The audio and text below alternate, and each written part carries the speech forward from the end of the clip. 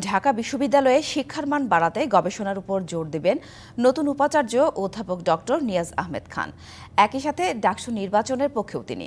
সম্প্রতি দায়িত্ব নেয়ার পর সাংবাদিকদের এমন তথ্য জানান উপাচার্য।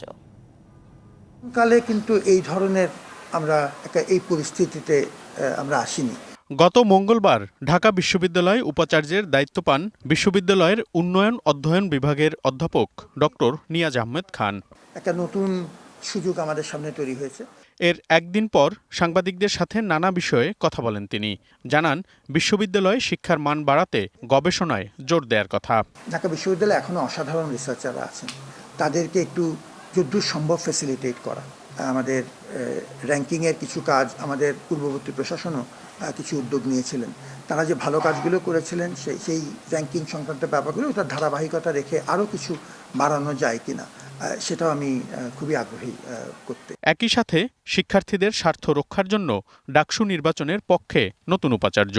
এই ব্যাপারে পরিষ্কার যে আমাদের ঢাকা বিশ্ববিদ্যালয়ের স্ট্যাটিউটের ভেতরেই মানুষের মত প্রকাশে, ছাত্রদের মত প্রকাশে, শিক্ষকদের মত প্রকাশে যে ব্যবস্থা আছে সেটা থাকা জরুরি। এটা আমি পুরোপুরি একমত। চেষ্টা করব যে এগুলোকে কার্যকর করার জন্য পদক্ষেপ নেওয়া। বিশ্ববিদ্যালয়ে শিক্ষার সুষ্ঠু পরিবেশ তৈরির জন্য সর্বোচ্চ চেষ্টার কথা জানান অধ্যাপক নিয়াজ আহমেদ খান।